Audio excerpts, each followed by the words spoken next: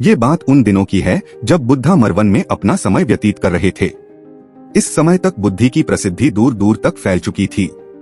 बहुत दूर दूर से लोग अपनी चिंताओं और परेशानियों का समाधान खोजने के पास आते थे। ऐसे ही एक दिन जब बुद्धा मरवन में अपने शिष्यों को प्रवचन दे रहे थे तो एक अधेड़ उम्र का व्यक्ति अपने 20-21 वर्ष के पुत्र को अपने साथ लिए बुद्धि की तरफ चला आ रहा था। जब यह प्रवचन स्थल के पास पहुंच गए तो एक नजर उन पर डाली और इशारे से बैठने के लिए कहा। जब प्रवचन समाप्त हो गया और सभी लोग वहां से चले गए तो बुद्ध ने उस व्यक्ति को अपने पास बुलाया और बैठने के लिए कहा। वहां चारों तरफ हरियाली छाई हुई थी। मौसम बहुत सुहाना था और तरह तरह के पक्षियों की आवाजें गूंज रही थी। ऐसा नजारा देखकर उस व्यक्ति को अंदर से असीम शांति महसूस हो रही थी। इसके बाद बुद्ध ने उस व्यक्ति से आने का कारण पूछा तो इस पर व्यक्ति ने कहा, यह तथागत, मैं 2 दिन की लंबी यात्रा करके अपने पुत्र को आपसे मिलवाने लाया हूँ। ये मेरा इकलौता पुत्र है और ये हर समय थका थका रहता है। ऐसा लगता है जैसे इसके अंदर कोई जान ही नहीं है, कोई प्राणी नहीं है। इसका स्वभाव भी काफी चिड़चिड़ा हो गया है। अगर हम इससे कुछ भी कहते हैं तो यह हमारी छोटी छोटी बातों पर गुस्सा हो जाता है। इसके देखने की क्षमता भी उम्र से पहले ही कमजोर हो गई है और इसके बाल भी सफेद पड़ने लगे हैं। इतनी कम उम्र में इतनी बड़ी उम्र का लगना मुझे तो कुछ समझ नहीं आ रहा। किसके साथ हो? क्या रहा है तथागत? मैं अपने पुत्र के स्वास्थ्य को लेकर बहुत चिंतित हूँ। जब मैं अपने पुत्र को वैद्य जी के पास लेकर गया तो उन्होंने कुछ औषधि दी और कहा अपने पुत्र को तनाव कम लेने के लिए कहो। वो अपने दिमाग में बहुत अधिक तनाव लेता है, इसलिए उसकी ऐसी हालत हो गई है। लेकिन मुझे उनके बहुत समझाने के बाद भी तनाव का मतलब समझ नहीं आया। मुझे नहीं पता कि तनाव होता क्या है, यह किन कारणों से आता है और उसे कैसे अपने पुत्र के दिमाग से निकालूं। लेकिन मुझे सबसे पहले तो ये समझना है कि तनाव होता क्या है। बना लेता है जिससे वह जान सके कि वह कितने तनाव में है, तो वह इस समस्या का समाधान भी खोज सकता है। सबसे पहले तो तुम ये समझो कि तनाव होता क्या है। जब भी कोई व्यक्ति कोई काम कर रहा होता है लेकिन उसका मन कहीं दूर भटक रहा होता है, कल्पनाओं में होता है, तो उसके शरीर और मन के बीच एक दूरी पैदा हो जाती है। यह दूरी जितनी अधिक होगी व्यक्ति उतनी ही ज्यादा बेहोशी की अवस्था में होता है और शरीर व मन के बीच की इसी दूरी, इसी खिंचाव को तनाव कहा जाता है। आखिर कोई पसंदीदा खेल खेलने के बाद व्यक्ति चुस्ती और प्रसन्नता से क्यों भर जाता है, जबकि उसने तो अपने शरीर को थकाया है। लेकिन समझने वाली बात यह है कि खेलते समय मन और शरीर एक साथ पूरी तरह से उस खेल में केंद्रित होते हैं, जिससे शरीर और मन के बीच दूरी पैदा नहीं होती और कोई तनाव पैदा नहीं होता। और अगर दिमाग में कोई तनाव था भी तो वो भी दूर हो जाता है। लेकिन इसके विपरीत जब हम कोई ऐसा काम करते हैं जो हमें पसंद नहीं है तो हमारा ससुर तो उस काम को कर रहा होता है, लेकिन हमारा मन कहीं दूर कल्पनाओं में भटक रहा होता है, जिससे शरीर और मन के बीच एक दूरी पैदा हो गई और तनाव ने जन्म ले लिया। इसीलिए व्यक्ति को एक समय पर सिर्फ एक ही काम करना चाहिए और अपने तन और मन की सारी शक्ति उसी एक काम पर लगा देनी चाहिए, जिससे व्यक्ति के अंदर तनाव पैदा ही ना हो। इसके बाद बुद्ध ने कहा, तनाव पैदा होने के मुख्य 8 कारण होते हैं और जिसने इन कारणों को समझ लिया वो जीवन भर तनाव मुक्त रह सकता है। मुख्य कारणों में सबसे पहला कारण है अति महत्वाकांक्षी होना। महत्वाकांक्षी होना अच्छी बात है, लेकिन क्या कभी आपने इस बात पर ध्यान दिया है कि इंसान के लक्ष्य कभी पूरी ही नहीं होते। उसका एक लक्ष्य पूरा हुआ नहीं कि वह दूसरे की तरफ भागने लगता है, दूसरा पूरा हुआ तो तीसरे की तरफ, और इस तरीके से वो अपने लक्ष्यों को पाने के लिए जिंदगी भर गोल गोल घूमता रहता है। इसीलिए जो व्यक्ति अति महत्वाकांक्षी होता है, जिसने बड़े बड़े लक्ष्य बनाए होते हैं, वह वर्तमान में कभी रह नहीं पाता। उसका मन सदैव भविष्य की योजनाएं बनाने में ही व्यस्त रहता है। उसका शरीर तो वर्तमान में रहता है लेकिन भविष्य में ही रहता है, जिससे मन और शरीर के बीच दूरी पैदा हो जाती है और वह तनाव भरी जिंदगी जीने लगता है।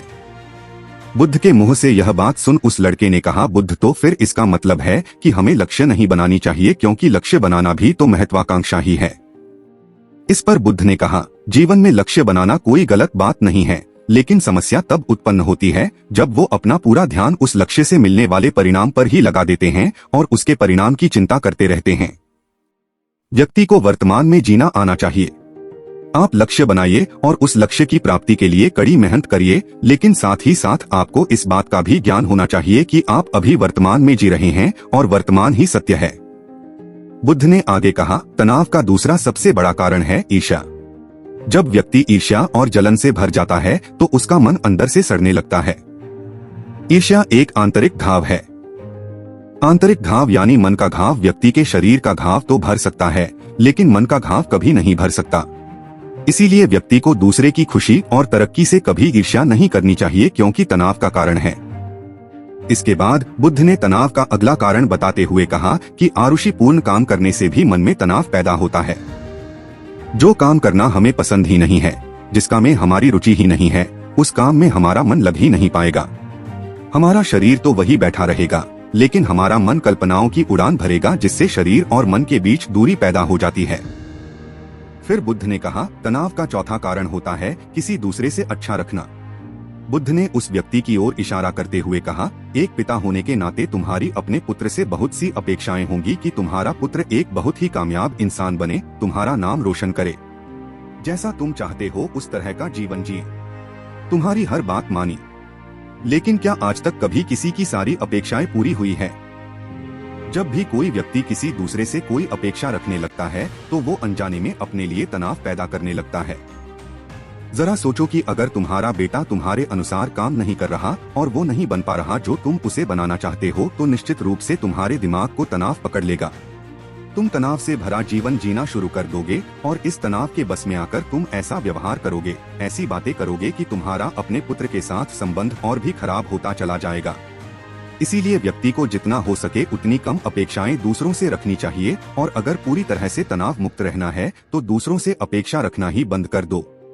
इसके बाद बुद्ध ने कहा कि शारीरिक कष्ट भी इंसान के तनाव का एक कारण होता है। जब व्यक्ति किसी शारीरिक पीड़ा से गुजर रहा होता है तो उसका पूरा ध्यान बस अपने उस शारीरिक दर्द पर होता है और वो पूरे दिन बस उसी के बारे में सोचता रहता है, जिससे उसका मन दुख के विचारों से भर जाता है और ऐसी स्थिति में व्यक्ति तनावग्रस्त रहने लगता है। यह सुन उस व्यक्ति ने कहा कि हे बुद्ध, शारीरिक दुख तो किसी भी व्यक्ति को हो सकता है, तो फिर क्या हुआ? व्यक्ति जीवन भर तनाव में ही जिएगा? इसका जवाब देते हुए बुद्ध ने कहा कि इंसान को ये बात समझनी चाहिए कि हमारा जीवन दुखों का आधार है। जैसे जैसे हमारा जीवन आगे बढ़ता है, इसमें दुख आते हैं, बीमारियां आती है और फिर अंत में मृत्यु भी आती है, तो बीमारियां इंसान के जीवन का अभिन्न अंग है। कोई इनसे बच नहीं सकता। बस किसी किसी के जीवन में ये समय से पहले आ जाती है तो किसी के बाद में पढ़ाती सबको है। जब इंसान का मन इस बात को अच्छे से समझ लेगा तो फिर वह अपनी बीमारी के बारे में सोच सोचकर ज्यादा तनाव नहीं लेगा, क्योंकि यह हमारे जीवन का अभिन्न हिस्सा है और इसके लिए व्यक्ति को शारीरिक रूप से भी अभ्यास करते रहना चाहिए। अपने जीवन में व्यायाम और स्वस्थ जीवन शैली को भी जगह देनी चाहिए। व्यक्ति को अपनी योजनाओं को ठीक से समझने के लिए पूरा समय देना चाहिए, ताकि बाद में उस योजना की वजह से तनाव पैदा ना हो। तनाव का सातवां सबसे बड़ा कारण होता है टालमटोल करना। आज के काम को कल पर टालना। आप लोगों ने ये कहावत तो सुनी होगी कि आलसी इंसान के शरीर का सबसे बड़ा शत्रु है। इंसान आलस्य की वजह से आज के काम को कल के लिए टाल देता है और फिर काम को टालना उसकी आदत बन जाती है। काम को कल पर टालने वाले व्यक्ति का काम कभी भी समय पर पूरा नहीं हो पाता, और अगर किसी तरह से पूरा हो भी जाता है तो वह उतना अच्छा नहीं हो पाता जितना अच्छा उसे किया जा सकता था, और फिर यह बात व्यक्ति के अंदर तनाव पैदा करती है। लेकिन काम को टालना या काम को एकदम अंत समय पर करना एक आदत है। इसीलिए व्यक्ति ना चाहते हुए भी बार बार अपनी इस आदत का शिकार बन जाता है और काम को टालता रहता है, और फिर जब काम की समय सीमा पास आ जाती है तो वह तनाव से भरकर काम को पूरा करने का प्रयास करता है। इसीलिए तनाव मुक्त रहने के लिए व्यक्ति को काम को टालने की आदत छोड़नी पड़ेगी, और यह तभी संभव है जब व्यक्ति काम को समय से पहले खत्म करने का निश्चय करे। सबसे आखिरी और सबसे प्रमुख कारण जो तनाव का होता है वो है ज्यादा सोचना। लगातार सोचते रहना भी एक बीमारी है, और यह उस व्यक्ति में सबसे ज्यादा पाई जाती है जो कपोल कल्पनाएं करता है, जो अतीत की घटनाओं और भविष्य की बातों के बारे में सोचता रहता है, जो बेवजह के अनुमान लगाता रहता है। इसीलिए व्यक्ति को ज्यादा सोचने की आदत पर लगाम लगाना चाहिए। इसके लिए जितना हो सके खुद को काम में व्यस्त रखना चाहिए और हर दिन ध्यान का अभ्यास करने को अपने जीवन का हिस्सा बना लेना चाहिए। बुद्ध के मुंह से यह सारी बातें सुनकर उस व्यक्ति ने हाथ जोड़कर कहा, बुद्ध, मेरा पुत्र तो अभी मात्र 20 वर्ष का ही है और इसमें अभी इतनी समझ भी नहीं है कि यह आपकी बताई सारी बातों का एक साथ पालन कर सके। आप कृपया करके तनाव मुक्त रहने का कोई आसान सा तरीका बता दें, जिससे मेरा बेटा उसका अनुसरण भी कर सके और तनाव मुक्त भी रह सके।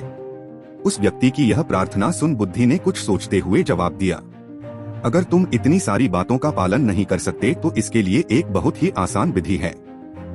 तुम एक बार में एक काम को करने पर ध्यान लगाओ भी काम कर रहे हो, उस समय पर सिर्फ उसी काम को करो, सिर्फ उस पर ही अपना पूरा ध्यान लगाओ। और अगर तुम्हारा मन इधर उधर भटक जाता है तो जैसे ही तुम्हें याद आए उसे वापस फिर उसी काम में लगा दो।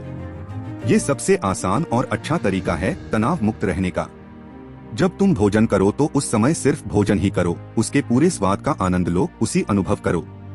जब चलो तो अपना पूरा ध्यान सिर्फ चलने लगा दो।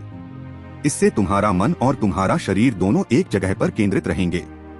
दोनों के बीच दूरी पैदा नहीं होगी, जो कि तनाव का मुख्य कारण होती है। दोस्तों, आज की युवा पीढ़ी एक ही समय पर 2-2, 3-3 काम करने के आदी हो चुकी है, जैसे फोन पर बात करते हुए गाड़ी चलाना, खाना खाते हुए टीवी देखना, ये फोन चलाना। और फिर इनकी शिकायत रहती है कि मैं तनाव में जी रहा हूँ, मेरा मन शांत रहता है, मैं चिड़चिड़ा सा हो गया हूँ। जब कोई व्यक्ति एक ही समय पर 3-3 काम करेगा तो तनाव पैदा होना तो स्वाभाविक है, क्योंकि दिमाग तो एक समय पर पूरा ध्यान लगाकर सिर्फ एक ही काम कर सकता है। पूर्ण रूप से एक ही समय पर 2 कामों पर ध्यान कभी नहीं लग सकता। इसीलिए जहाँ तक संभव हो सके एक समय पर सिर्फ एक ही काम करने का प्रयास करें, वो भी पूरे ध्यान के साथ। दोस्तों, आशा करता हूँ कि आपको इस स्टोरीज से काफी कुछ सीखने को मिला होगा।